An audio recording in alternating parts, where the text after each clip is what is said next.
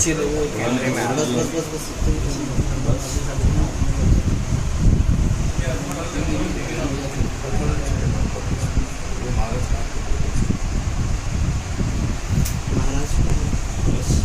करीम अम्मा बाद फ़अऊज़ु बिल्लाहि मिनश शैतानिर रजीम बिस्मिल्लाहिर रहमानिर रहीम वक़ुल जाअल हक़्क़ु व ज़हक़ल बातिल इन्नल बातिल काना ज़हूक़ा अस्सलातु वस्सलामु अलैका या रसूलल्लाह। जैसा कि भाई ने हमसे पूछा है कि भाई आपकी इस पत्रकार परिषद से क्या मांग है, क्या डिमांड है, तो हमारी मांग और डिमांड यही है कि इस पाखंडी संत रामगिरी को जल्द से जल्द गिरफ्तार किया जाए। इसने जो पैगंबर इस्लाम और इस्लाम के ख़िलाफ़ जो अभद्र भाषा का इस्तेमाल किया है और जो गुस्ताखी की है और मुल्क के अमन और अमान को इससे ख़तरा लाहक है, लिहाजा इसे जल्द से जल्द गिरफ्तार किया जाए, यही हमारी मांग है। जी, अगर गिरफ्तारी नहीं होती है तो आगे का लाया अमल क्या रहेगा? देखिए, अगर उसकी गिरफ्तारी नहीं होती है तो आगे का लाया अमल हमारा ये है कि हम जो है धरना आंदोलन करेंगे। हम जो है फ्राइडे तक अगर वो गिरफ्तार नहीं करते हैं तो हम धरना आंदोलन करेंगे, हम पोषण करेंगे, हम रास्ता रोको आंदोलन भी करेंगे। कानून के दायरे में रहते हुए जो हमसे बन पड़ता है हम वो करेंगे और कोर्ट का भी हम दरवाज़ा खटखटाएंगे, क्योंकि उसने जो है कोई छोटा काम नहीं किया है, ये बहुत बड़ा काम है जो उसने इस्लाम के ख़िलाफ़ और पैगंबर इस्लाम के ख़िलाफ़ जो कहा है।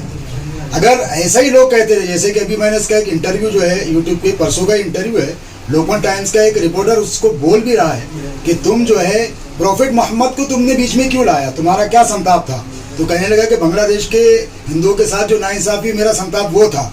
तो उससे रिपोर्टर कह भी रहा है कि प्रॉफिट मोहम्मद को तुमने बीच में क्यों लाया? तो कहता है कि प्रॉफिट मोहम्मद का ये अमल निकाह वाला वो मुझको बुरा लगा, इसलिए मैं बोलूँगा, और ये मुसलमानों के ग्रंथों में लिखा हुआ है, उसका ही कहना है। तो हम ये कहते हैं अगर हर किसी को ये आज़ादी दे दी जाए कि दूसरे के जो है ग्रंथों में कोई बात लिखी हुई जो उसके मज़हब में दुरुस्त है, अगर वो तुझको पसंद नहीं है, तू अगर उसको इसी तरीके से बोलता फिरेगा, तो फिर अगर हमें भी इजाज़त दी जाए जो हमको नापसंद चीज़ है, अगर हम भी वो बोलने पर लग जाए तो ये मुल्क का अमन और अमान कहा जाएगा। हम भी फिर वेद पढ़ के सुनाएं, हम भी भगवत गीता पढ़ के सुनाएं, हम भी रामायण पढ़ के सुनाएं। जो चीज़ें हमें नापसंद है अगर हम उसके खिलाफ अगर बोलने लग जाएं तो मुल्क का अमन और अमान कहा जाएगा।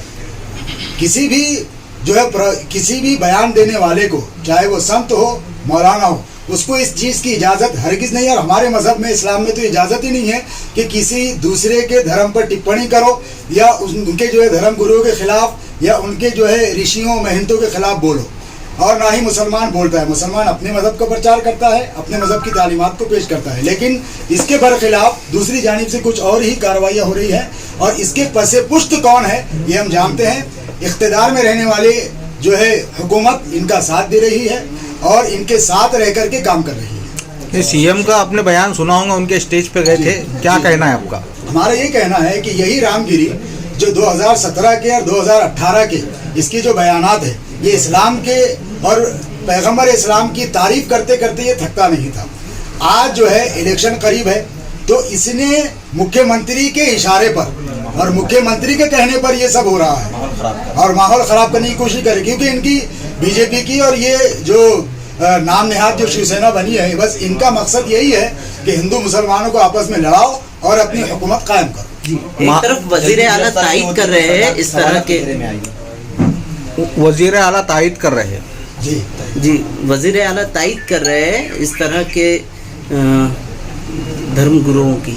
मैं वही तो कह रहा हूँ कि यही इनकी पॉलिसी है कि ये जो है दबाव बनाया जाता है और धमकियाँ दी जाती है कि ऐसे बोलो, ऐसे करो। और मैं ये समझता हूँ कि ये अपने आप को धर्मगुरु कहने वाले, तुम किसी के दबाव में आकर, किसी की बातों में आकर क्यों मुल्क के अमन और अमान को ख़राब करने की कोशिश करते हो। और मैं अपने उन गैर मुस्लिम दोस्तों से कहना चाहूँगा जो ऐसे पाखंडी संतों की बातें में आते हैं, तो याद रखें ये पाखंडियों को न वेद पता है, न इनको सनातन पता है, न वैद इसकी तालीम देता है जो ये कर रहे हैं, न सनातन इसकी तालीम देता है जिस धर्म को तुम मानते हो। तो ऐसी पाखंडियों की बातों में न आओ। तुमको अपने धर्म की तालीमात अपने तौर पर मालूम करनी चाहिए, अपने तौर पर मुताला करना चाहिए, ना कि ऐसे पाखंडी संतों की बातों में आए। महाविकास आघाड़ी के जो बड़े नेता है, दिग्गज नेता है, इस संदर्भ में उनका कोई बयान नहीं आया है अभी तक, तो आपका क्या बोलना है? महाविकास आघाड़ी के नेता बड़े, जी देखिए, हमारा उनसे भी ये कहना है और हम उनके हवाले से भी कहना चाहेंगे, अगर आप सेकुलरिज्म का दम भरते हैं, आप सेकुलर हो अपने आप को कहते हैं, तो आपको तो सबसे पहले इसके अंदर आना चाहिए, सबसे पहले तो आपको आवाज़ उठानी चाहिए। तो ये मुझे बड़ा अफसोस होता है कि अब तक महाविकास आघाड़ी के किसी भी बड़े नेता का इस पर न कोई बयान आया है, न कोई टिप्पणी है और न ही उनकी तरफ से किसी तरह की कोई कार्रवाई इसके अंदर की गई है। तो अफसोस का मकाम है हमारे। ये